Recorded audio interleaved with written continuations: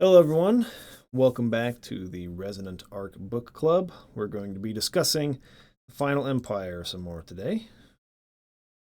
This week, we read chapters 9 through 19.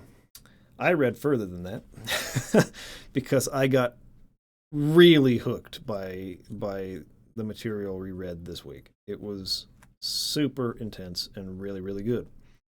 So, I'm excited to kind of go through it. I didn't take too many notes this week, and that's mostly because I was so engrossed in what I was reading that it was a total page flipper at this point. I was just like, what's happening? What's happening? What's happening? And read for the first time further way beyond like the assigned chapters, just because I'm hooked. Like I thought I was hooked last week. I wasn't hooked. Now I'm freaking hooked. So we're going to be looking more at the annotations, Brandon Sanderson's annotations on his website to give some insight into what he was thinking with some of these chapters. I am on chapter 26 now, I think, which is, let's see, what page is that on? Almost, it's past page 400. I read a lot further. Anyways, we're not going to discuss that. But yeah, it's like on page. Oh, that's like where part 4 ends. Yeah. Anyways, um, I will go over my notes first, just some of the things I wrote, but then a lot of the things that he writes in his annotations kind of sparked thoughts. So I'll kind of just rely on that. Um, this is actually answered. My very first note was answered in his annotations. So we'll get to that in a minute because he responds to this. But I didn't love the way that during Vin's training, in I think the first chapter that was assigned this week, how he keeps referring to Kelsier as, oh, what's up? Let's see, Paragon, what's going on? Dude, my guy, what's up? How's it going? So I didn't like how he kept referring to Kelsier as her opponent. It felt like he was trying to make it mysterious who it was, but I felt it was incredibly obvious. There was no one else it could have been other than him. And so when he finally reveals it's Kelsier, it's like, duh. Now he has a response to that, and we'll get into that and whether or not, I kind of am on the same page with him then. But I don't know. I just thought that was kind of a weird choice because it's really, that's something that's really hard when you haven't like revealed a person's name yet. I think I talked about this even in the book clubs for The Witcher. Um, when you haven't announced the character's name yet, but you're referring to them as her opponent, her quarry, the Dark Ranger, and you're repeating like the same descriptors of the person over and over again, it can be really hard to refer to them without sounding repetitive or without sounding like you're coming up with a million contrived different ways of describing the same person instead of just talking to them or just giving their name and just referring to them by who they are. So, didn't love that. But, like I said, we'll get into that in a minute. One thing that I really liked about, this is, again, I don't know if it's Sazed or Sazed. To me, it would make sense if it was Sazed because they refer to him as Saze sometimes, Saze. But, anyways, I'm liking that character more and more and more all the time. And I especially liked this particular mythology he describes.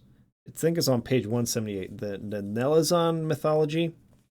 But essentially it's like the benevolent god is the god at night that has millions of eyes in the sky, and the jealous brother god is the sun, the sun god that comes out during the day. And so they kind of have a fondness for the night and they fear the day, because the brother is jealous because he only has the one eye, but he tries to overpower and sort of like uh like I guess veil or step in front of his brother. I just thought that that was so real. Like that just felt like a real mythology from like real ancient history or something. Really simple, but just like really, really believable. As I've been developing my book, I've been trying to do the same thing for cultures where you come up with backgrounds, religions, like modes of belief. And, I studied a lot of Egyptian mythology and some other stuff to try and like spark some ideas to kind of come up with a creation myth like that. And it's a lot harder than it sounds. But this one I thought was fantastic. I just really liked it. I thought it was very interesting. Um, I wrote that I have a feeling that the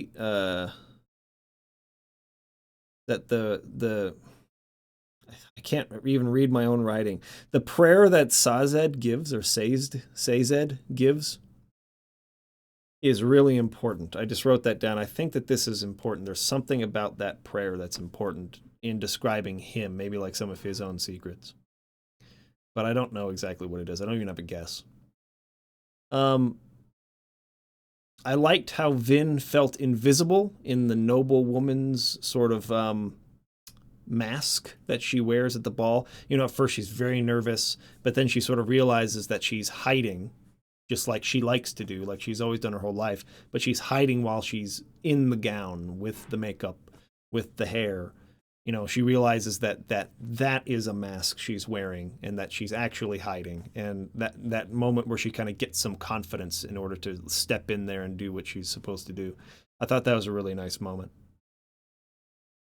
And then the last note that I wrote before I got super hooked and couldn't put the book down even for a second to make notes anymore was the moment where you realize Elend is the heir of the Venture House. It was just like, oh crap. Now, there was a couple things about that tripped me up a bit. Maybe get your thoughts on this. Well, there's two things in this reading that we did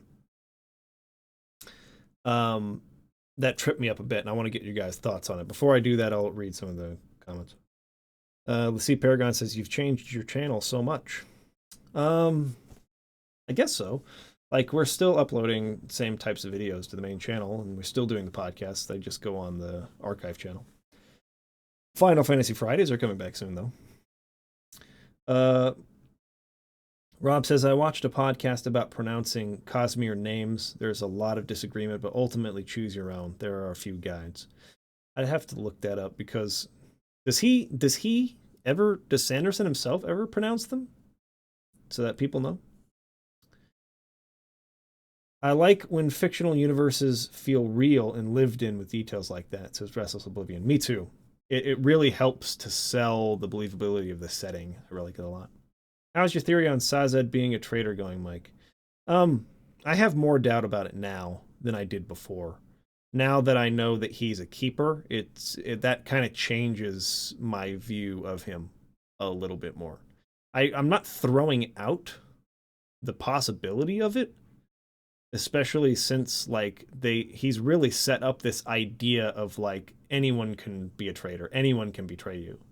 So I still think of anybody in the crew now, he's the one I would suspect the most from a storytelling and like the hints that have been left along the way.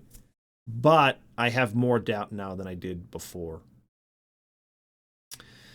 Rob says sometimes he'll say it one way, but admit it's wrong and should be another. CT Blanco says, I enjoyed how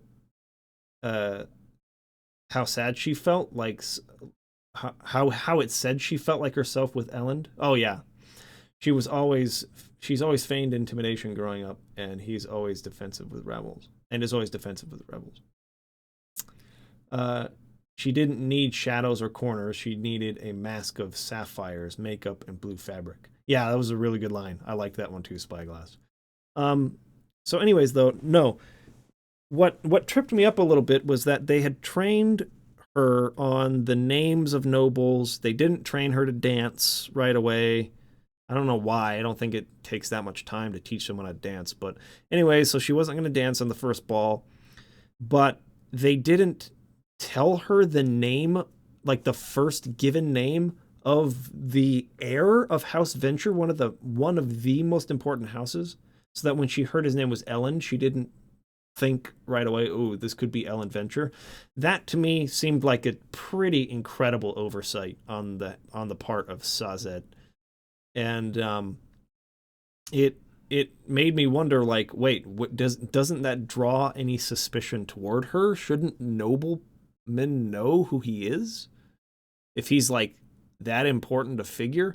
I don't know. There was part of me that when it was revealed that he was Ellen Venture, that it was like, oh crap, because Sazed responded really like tensely to that, right, and rushed back to talk to Kelsier about it. And I thought the problem was that she had in some way given herself away by not knowing who he was. But that doesn't seem to have had any consequence. It doesn't seem to have mattered. I know that they say she's supposed to have come from one of the further what do they call them, dominions or dominate, what is the word for it, anyways, the regions. They say that she's supposed to have come from one that's kind of far away, um and so maybe she would have never seen him before and might not have recognized him, but the name Ellen, she should know that, right? So I thought that was kind of odd. Dominance, thank you, Restless Oblivion. She's supposed to have, her character is supposed to have come from one of like the outer dominances. Um. Anyways, I don't know. That was one part that I kind of was like, huh. I thought there should have been more consequence to that, but um. Then we get into the scene, like the big scene. I mean, the one that like I was just like, oh wow. And that's when Kelsier, for some reason, decides to allow her to infiltrate the Lord Ruler's palace with him. Uh, First of all, it's been really surprising to me how ruthless and cold and violent Kelsier can be in the way he kills people, and just totally justifies all of it by saying they fought for the Lord Ruler, they deserve this, they're evil. Um, there's an element to Kelsier that makes me uncomfortable. I think that even Brandon Sanderson said that in some of the notes we read last week. But when the Steel Inquisitors show up and you realize it's an ambush, and that whole escape sequence, and the fact that she gets stabbed with a really nasty wound, and like she comes up with some pretty ingenious ways to escape, and the setup for Atium before they go in there, so that you understand, you can see a bit of the future and stuff, and how she uses that in desperation to escape. That whole sequence was freaking masterfully written. It was really exciting. Really hits you in the stomach a couple times, and just flowed brilliantly pace wise. And then when Sazed is the one that rescues her, again, it's just like, who is this guy? Who are keepers? Like, all the mysteries and secrets surrounding Sazed really just start like burning in my mind, and I've got to find out who this guy is. So that was the first time on that particular day. I think I kind of come up with like daily assignments to read so that I'll be able to keep up each week. It's something around like 20 something pages that I set up, and I'll finish a chapter or whatever, so I could go over or under depending. But I had come up to the end of the chapter for that day's reading, and I was like, no, I'm going to keep going. And I just started burning through it. I just started reading like crazy. And that's when I got really hooked. I loved how Kelsier's character has had a really believable shift from that point. He's had an internal change that feels completely right, and because of what happened there. And I don't know, it was just really good. I really, really liked kind of those chapters back to back where they infiltrate the palace and then escape. And then she's sort of like recovering. Rob says, just posted the podcast on pronunciations to Discord. Okay, I'll take a look at that. CT Blanco says, are the journal entries before each chapter the translated journal, that the one that Saza is writing? Yes, it is. And people are saying, I think so, and saying, yep. I was going to point that out, too. It became very obvious to me early on during this week's reading that the little bumpers before the chapters are the Lord Ruler's journal, his accounting of his journey to overcome the deepness, whatever that is. I'm very intrigued by whatever the deepness is, by the way. Whatever it is that he defeated. It does hint at some nuance with the Lord Ruler that I'm excited for, because he's done a really good job at setting up the Lord Ruler and this government as being really evil and really oppressive. But at the same time, there's this mystery to the mythology of the world with the deepness that he overcame that has not been answered yet, that could, at least from a certain point of view, justify what he's doing. It reminded me a little bit of Fable 3. I don't know if you guys have played Fable 3, but in Fable 3, you are a prince and the brother of the king, and he is a very oppressive tyrant. And you end up leading a rebellion to usurp the throne and overthrow your brother and take his place. But at the same time, right before you take the throne, you realize that there is something deeper going on. That's all I'll say in order to avoid Fable 3 spoilers if anyone cares to play it. But you made all these promises to all these people who helped you along the way, and you start to realize that you might have to break those promises in order to, ends justifies the means kind of a thing. Like, in order to save the most people, you have to kind of like hurt some people in the present in order to preserve the most people possible in the end. And I think that might be the direction he's going with the Lord Ruler. We'll find out. I mean, it'd have to be something pretty incredible to justify the kind of oppression that is going on here. But I feel like he's at least set up a little bit of gray area there with the Lord Ruler, and the fact that he was the hero that defeated the deepness, but became kind of the Dark Lord, is an interesting concept. I like where he's going with it. You either die a hero or live long enough to see yourself become the villain. Exactly. This book more and more reminds me of Chronicles of Riddick, still trying to figure out why. I've never read those or seen those movies, so... What's up, Thaddeus Finch? Been wanting to read this series. It's really good. I was just talking about how hooked I got from this week's reading, and it's... I definitely recommend it. It's freaking fantastic. Rob says, in Lord of the Rings terms, the book cover implies that Sauron won and we're 1,000 years later, but now we find that Aragorn won but got corrupted by the ring. Yeah, pretty much that seems to be... That became really, really obvious to me. Like, when I was in last week's reading, I had no idea what those bumpers at the beginning of the chapters were about at all. But this week, it became really clear, and I think that... And especially, like, when he started writing about his fear of keepers, because I think that... Or the terracemen, right? Like...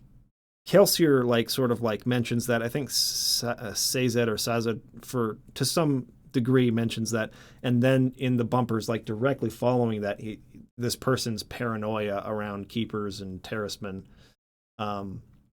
made the connection pretty clear. This is the Lord Ruler writing this stuff, right?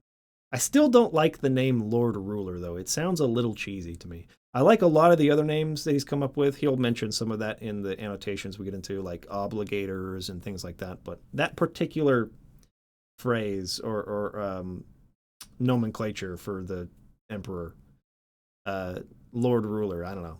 Not the biggest fan of it. Anyways, let's jump into the annotations. I highlighted the parts that I felt sparked the most discussion, at least for me. All that considered, I know the beginning is kind of slow. That's how my books are. While I can often start with a bang in the first few chapters, I then need to go into building mode so that I can earn my climaxes in the later third. I just wanted to bring that up because I just agree so much with this.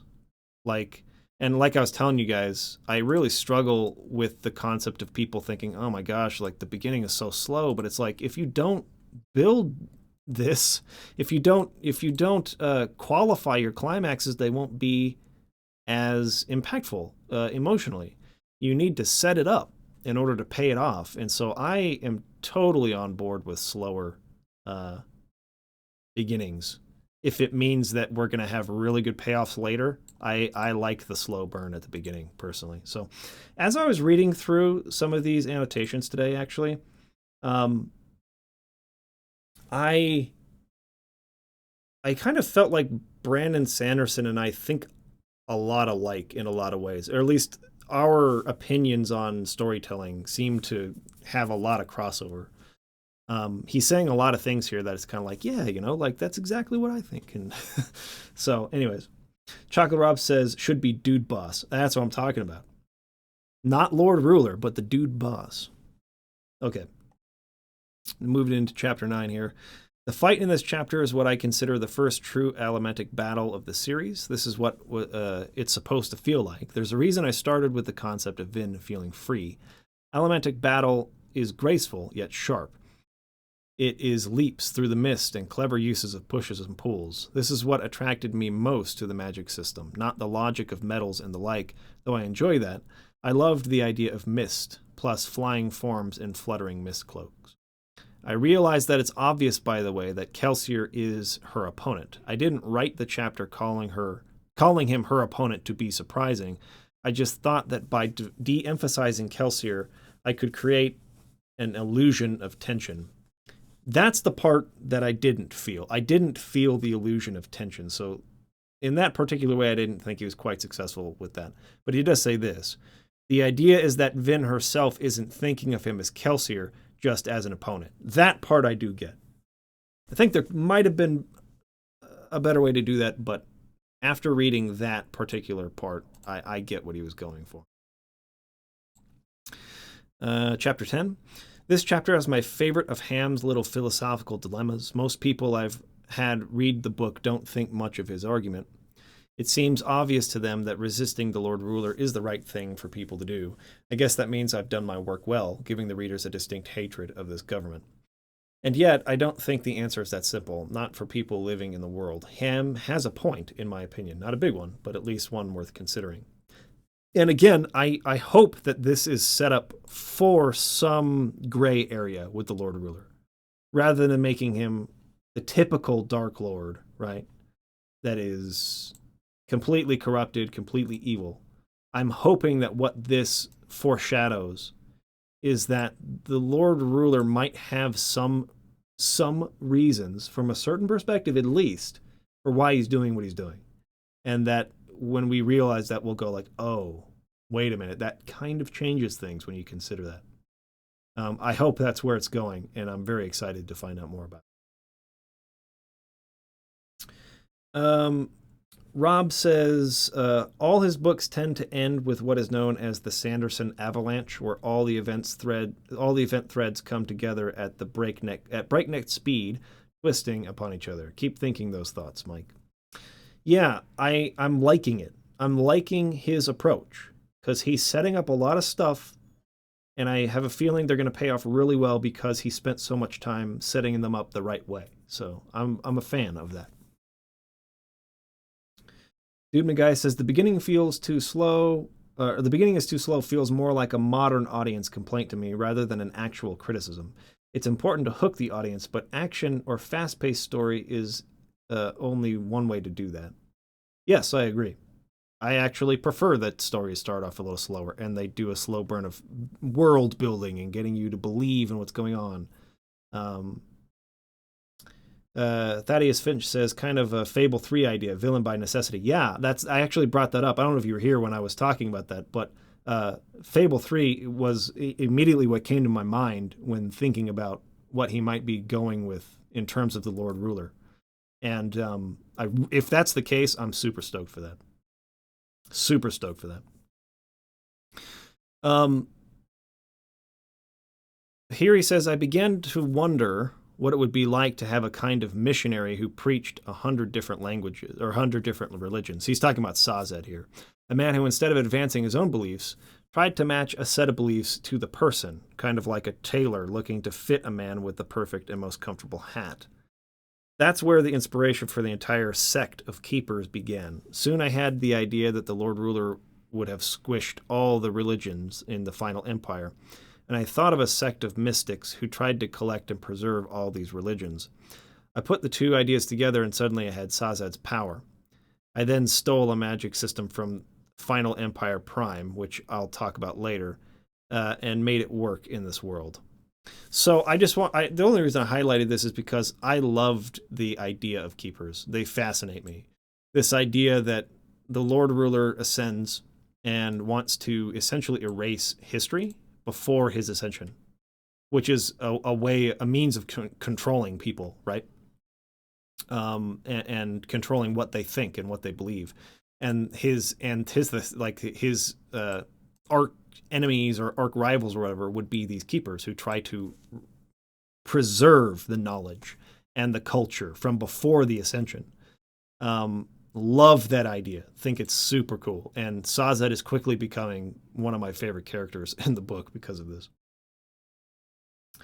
Rob says the above two notes are separate, by the way. Keep thinking of his possible nuance. I see what you mean. Thaddeus says, me too. I love that mentality. Rob says, oh, I like that note about Sazed being based on Benny from The Mummy. Oh, yeah. Because I closed it. But he talks about how he got the idea from this from watching The Mummy. And he's like, sometimes it's embarrassing where you get ideas from. It's the same way with me. I'll watch something freaking stupid and get an idea for my novel. And it's just like, anytime someone's going to ask me about this, I'm going to have to tell them where I got this idea from. And it's going to have a huge explanation for why I was even watching this thing in the first place. Okay, here he says, we get another mention of the deepness here. I'm a bit sad that I didn't get to spend very much time in this novel explaining the mythology behind the Lord Ruler's rise to power. I get plenty of that in the next two books, fortunately, so you've got a lot to look forward to. That made me a little sad because part of the reason, at least one of the things I'm hooked on, is understanding what this deepness is and what the Lord Ruler's role was in defeating it. And the fact that we're not going to get to this until the sequels kind of upset me a little bit, but I'll just have to read them on my own, even though we might not be reading them in book club in order to find out what's going on. But I'm fascinated by the concept of the deepness. It says, the ball scenes in Elantris were some of my favorites since they allowed for some relaxed, if important, verbal sparring and witty commentary. So he's talking about how the book might slow down. There's not as much action during these scenes. But for the same reason that I love the Witcher novels, which is mostly about verbal sparring and witty commentary, like that is literally the thing I love about The Witcher the most, is the verbal sparring and the dialogue, which is so good and so rich and so subtle. And it's getting to be pretty good here in Mistborn as well during these ball scenes between Elend and Vin and even the new character, forget her name. Anyways, Elend's original fiance. Like there's a lot of denseness going on here, and I like Elend a lot. He really intrigues me, especially considering, the material that he's reading and his possible sympathy toward the idea of overthrowing the Lord Ruler and establishing a new government, and the fact that he takes interest in ska and he's not like a complete monster like the rest of the nobility are painted as by Kelsier, right? He's sort of, again, showing some nuance that there are some decent people here that have just been raised in this culture and in this way of thinking. For me, I guess like a real world comparison to this, with the sensitivity that exists now with social issues and racial tension and stuff just in real life, it's so common, I find, that people will look at figures in history or even like their own parents or something like that with the lens or the prism of like today's mindset regarding racial issues. And so they'll look at historical figures and, um, apply sort of like a standard that didn't exist at the time, and sort of paint that person as if they were a horrible person or an evil person because they said this or did this or whatever. But it's really important to understand, not to excuse what's happening here. The oppression is obviously wrong, and racism was obviously wrong, no matter what the time period was. But what I'm saying is that when you're raised in a culture that teaches you that this is okay, like, you can't apply the same standard we would have today to that person, right? And whether or not they were a good person or not, or whether or not, and that's kind of what's happening here with Elend. Like, of course, there's no excuse for the way the Ska are treated or the oppression of the government, but he's just providing some nuance, some gray area, some ability to see maybe these aren't all bad people the way Kelsier says they are, right? Which I really like. I really like that. So I was a big fan of that. Chocolate Rob says, you speak the language of the slaves. And then hopefully the other two will get voted in before year's end. Yeah, I hope so too. The Platt perspective, to rip oneself out of the social and historical context one is brought up in is remarkably difficult and takes certain pressures to tease it out. That's absolutely true. And I think that people really overlook that when they examine and analyze historical figures, history in general. And even like, the way that their own parents talk, like my mom and dad grew up when there was freaking segregation in schools, My grandparents grew up in a time that was worse than that. So like, yeah, my dad will say stuff that embarrasses me sometimes. I'm just like, how could you say that? Like what are you thinking? And a lot of people would hear what my dad says sometimes and be like, your dad's a freaking racist. But I think intent is important, and understanding the time period the person grew up in, especially as a young person, where your ideas and beliefs are really sort of like rooted in you, like your perspective of the world. You're very impressionable during those younger years, and you develop a lot of stuff that it takes a lot of effort to break. And you have to have reasons to. You have to have pressure to do that, as the Platt perspective is saying. Chocolate Rob says that's what dads are for. And that's true, too. But all I'm saying is that there's more nuance to it. This black and white thinking regarding such issues is, I think, counter productive. So, okay. Here he says, I made the change to steel ministry and obligators because I didn't want the religion and government in the final empire to feel so stereotypical. He was saying originally he called them priests rather than obligators and stuff like that. This was a world where the priests were more spies and bureaucrats than they were true priests, and I wanted the names to reflect that. So I took out priesthood and priests, and I really like that change. It gives things a more appropriate feel, making the reader uncertain where the line between priests and government ministers is. I think that he did a really good job with that, right? There's definitely like a theocracy going on here, but they're definitely more police than they are like ministers, right? But he also talks about how he used this as an opportunity to show what obligators' jobs are when they had someone come to witness something trivial, right? So again, some good world building there. I liked that moment. Obligators, they track your obligations, right? And they sort of like keep an eye on the nobility, right? I like that a lot. This is the first chapter where we get to see Atium work, and I kind of talked about that, but I loved the setup to the fact that Atium allows you to sort of see a few seconds into the future. Really good stuff, and not only the fact that it's incredibly valuable for the power it gives you, but also that it burns super fast. Just creates this totally believable like reliance that the nobility has on the Lord Ruler's mining of Atium. and the fact that he would want to keep that very much under wraps as a means of control. Super cool. Super cool idea. Love that. Dude McGuy says, so-and-so was a problematic person because of my current year worldview, but no one will ever think that way about me and my views. Twitter mob. Exactly. I don't think I highlighted something here because the whole thing was good, but I'm trying to remember exactly what. Vin beginning to understand that there are crews where people really care about each other.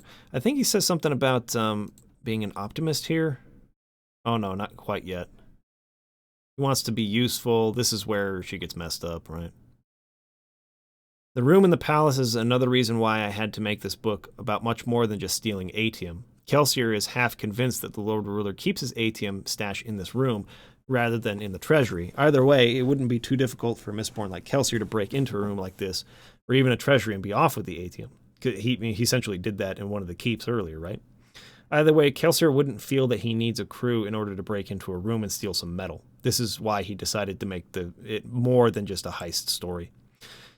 He does that just fine to keep Venture earlier in the book. By making Mistborn so relatively powerful, I needed a task for Kelsier's group that went far beyond the simple heist. Yeah, I agree with that. I think it was necessary to sort of like make it about more than just that, considering those things. Spyglass says, Sanderson does a great job describing exactly how atium works and the effects on Mistborns. Yeah, it was really easy to follow, surprisingly, because it's kind of a difficult concept to, like, visualize, but he does a good job of explaining it. This chapter is also another example of the hard edge Kelsier has. He kills his enemies without any pause at all. In my opinion, it was the pits that did this to him. He's been thought through, I think that's supposed to say, through something so horrible that death just isn't as meaningful for him as it once was. That's the part of him that makes me a bit uncomfortable. Well, I feel that these two chapters are some of the best I've ever written. I just wanted to say I totally agree. This is where I got hooked, and I've kind of talked about that already. One thought, you might want to go through the book after each section ending and read only the italicized epigrams at the beginning of chapters. They tell the story in and of themselves. Or they tell a story in and of themselves. I will, for those of you who are epigram challenged, dump some of the more important sections into the narrative later. However, there are some subtle things you'll miss if you don't read all of the introductions. The concept of these epigrams telling a story within a story was another of the big things that made me want to write the book. There really is a third viewpoint happening in this book, a first-person viewpoint that comes in each chapter, if only briefly. Who is writing them? Where do they come from? Well, I think it's obvious that it's the Lord Ruler, and it's obvious that the book that Sazed brought out of the palace is the journal of the Lord Ruler's journey, which is where those excerpts are coming from. So I'm very excited. We've already discussed that, but I'm very excited to find out what happened with that. I'm definitely paying attention to those. Rob says, the note about both Kelsier and Vin making their stupidest decisions here, and they're the same one. Yeah, I thought that was good too. I mean, there's part of me that feels there's no excuse. It was like so dumb on Kelsier's part that there's no excuse for it. Like, I just literally can't believe it. But he does kind of qualify there that Kelsier kind of is an optimist, like, to a fault in some ways, like Sanderson himself is, in that he sees going through the pits, for example, as a means to him being snapped into a Mistborn, right? So he sees like the good that came of it. And so maybe that's just a matter of me being a different kind of thinker than Kelsier is, to not understand why he would have ever even for a second considered doing what he did. The new Kelsier is something that this book needed. If he hadn't been forced to go through the guilt of nearly losing Vin, a reminder of how one of his jobs lost him Mare, I don't think he would have had the solemnity and dedication to accomplish the things he does in the rest of the story. He'll return more to his old joking self as the next few chapters pass. However, he'll always remember what he nearly let happen to Vin, and it'll become an important aspect of his character. I loved how he changed afterward. It felt so real and so natural. Rob says he's way too brash, but the consequences of this dumb decision change him. Yes. This section fits with the earlier Vin. This is talking. Yeah, I thought this was odd too when I read it because essentially, it says, I almost took out the section where Vin thinks, oh, that's why Sazed saved me. He has to because he promised Kelsier. That makes sense. After all, why would he want to save me? This section fits with the earlier Vin, like the Vin we get at the beginning of the book, but I think it's just a bit out of character for her now, and I agreed with that. I found that to be strange. Something didn't seem right. She had changed. She had shown some change too. Not to the point where she's completely like trusting of anybody, really, but at least to the point where she's stopped thinking these kinds of thoughts. So I did think it was a little weird. She's getting over her feelings of worthlessness and solitude. She knows Sazed well enough enough now to understand that he would save someone because he's a kind person, not just because he promised that he would.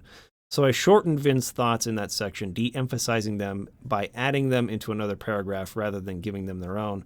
I maybe should have cut them. That's ultimately where I'm coming from. I think at this point she's kind of past that, but I don't know. Maybe I'm wrong. Anyways, that's another reason why I shifted the book from being a true heist book into what it became. I wanted the story to be about Vin, not about the various clever members of the crew. Vin is a deep and interesting character to me, and she deserved the screen time to develop. That's more important to me for the overall series than a clever heist against the Lord Ruler. I agree with him 100% there. I think he went the right direction. The result is that I don't have a lot of screen time for characters like Eden, so their character arcs have to happen quickly and abruptly, such as the way he shows his changes in this chapter. Which I think work. It works because it's more focused on her. It's more focused on Kelsier. I'm totally okay with Eden developing kind of quickly like that off screen. The whole flowers thing was really interesting, but the part I wanted to highlight here was, so how does a world get by without flowers? Why don't they exist anymore? All these questions will be answered in book 3. Sorry. I have to read a lot more to find out what the frick's going on in this world. Spyglass says, I feel that Kelsier did it to try and break Vin of her stubbornness. Maybe. I mean, that would imply that he expected that she'd get hit pretty hard, or that something might go wrong and that she'd realize she's way in over her head. But that would also imply that he thought things would go badly, and I don't think that he did. Well, he expected it could, but I don't think he expected that it would necessarily. But yeah, I do see where you're coming from, though. I'm often accused of being overly... Well, I don't think he would feel as guilty as he did if that was the case, though, is kind of what I'm getting at. I'm often accused of being overly optimistic in the way I view the world. I'm probably guilty as charged, but I figure that most optimists I know tend to be pretty darn happy. Seems like a good life. I did like that. I liked how Kelsier, even after the terrible betrayal that he faced with Mare, says it's just better to live life trusting people and believing in loyalty and being happy than to be so defensive and so on guard that you live a miserable life. And I tend to be more like Vin, personally, myself. I think that's the one major difference between Sanderson and myself, probably, is we think similarly in terms of, like, you know, like how a story should develop and, you know, what the pacing should be and how long you should spend setting up your payoffs. But I think that he's more of a Kelsier type character. I'm more of a Vin type character. And that struck me. Kelsier's words did, in a way that, you know, made me sort of like reevaluate my own way of thinking about things. Maybe you will get hurt more often, but, you know, is it better to be happy? It probably is. Do you ever leave food? No, I don't. I never leave food. I have an enormous appetite, so I eat freaking everything, and I scrape down to I get all the crumbs and lick up all the sauce. I never leave food behind. Anyway, I really do think it would be better on a person's psyche to just go ahead and trust those who are close to you. However, you run the risk of having to deal with what happened to Kelsier. Do you stop loving someone because they betray you? No, that's what makes it hurt. That's why breakups are tough, because you can't really change your feelings. You can only try and overwhelm them with bitterness instead.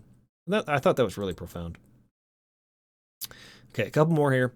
He doesn't exist just to provide a romantic interest or Vin. He's talking about Elend. He exists to show the human side of nobility. I kind of already talked about that, but I really like the nuance he's bringing in with that. Because you can have them just to freaking slit the throat of some ska boy, and no one like bats an eye, and you're like, these people suck, and they do deserve to die, and you're kind of all on Kelsier's side there. But then, like, you get to know Elend better, and it's like, they're not all bad, you know? There's you know, maybe there's something here. Maybe we can ally with some of these people, you know? Mike equals Vin confirmed. Yeah, pretty much. Why would Elend bring a dangerous book like this to like this one to the ball? We'll talk about that a bit after this next chapter. However, I can offer some further insight. The thing is, Elend goes to meet with his friends after balls, and they discuss political theory and the like. Elend is the leader of those meetings and guides the discussions, and so he feels he needs to be ready to present interesting ideas and arguments to keep the conversation going. This reminded me of me so much. This is basically what I'm doing like every day of my life to prepare for freaking podcasts and this book club and videos and stuff like that. Even like Final Fantasy Friday, I like to play through the section before I do it so that I'll have something to talk about while I'm analyzing the game. Anyways, that's why he's always up reading at balls and taking notes. He's getting ready for the night's meeting. He's the type who's always preparing right up to the last minute. I'm the same way. This is another way that I felt like I connected with Sanderson through what he's writing here, because I do this all the time with the channel, all the time. I'm like literally every waking second of my day is spent preparing for something that I'm going to do on the channel. So it makes sense for him to bring the books he wants to talk about with him to the ball. He's been sheltered and doesn't really believe that he'll ever get in trouble for what he reads. And so he has a habit of being careless with his reading material. Hence, we end up with him in a room full of obligators and nobility reading a banned book. I liked that. Overall, I am 100% hooked on this book, man. This is a good story. It's a really good story. And like I said, I've read way ahead. But let's go ahead and let you guys know what the assignment is for this week. I'm basically already pretty much close to done with it, so I might just finish the book this week. But so for this week's reading, we need to get to I think page 478.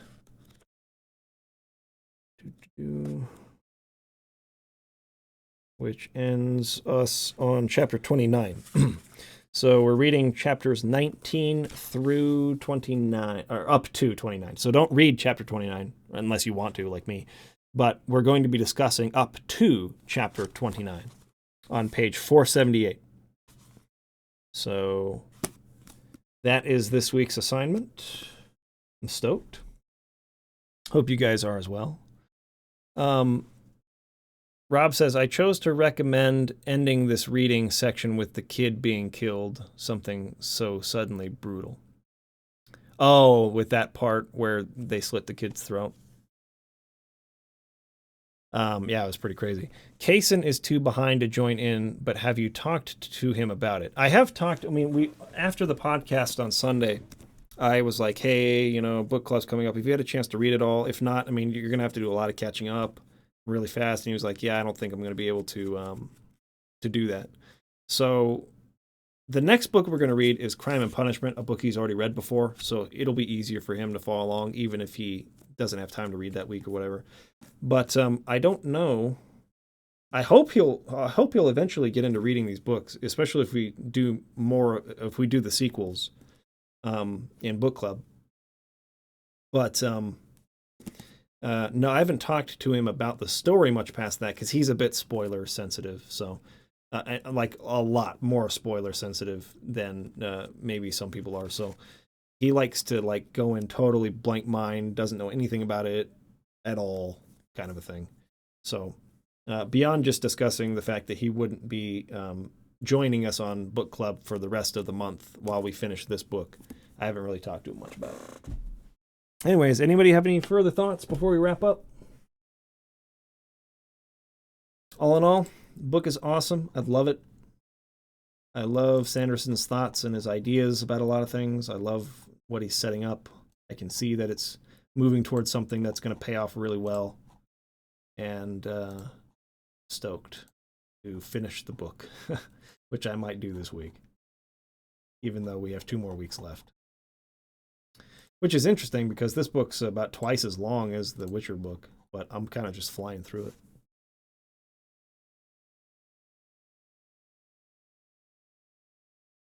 Take that. Anything else from anybody before we wrap up?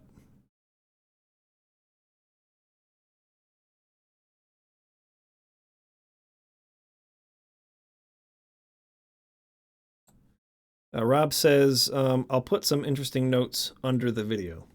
Okay, sounds good.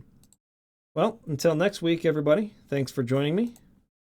And look forward to your thoughts next week. Spyglass says, Sazed is my favorite. Metalhead, Metal Mind.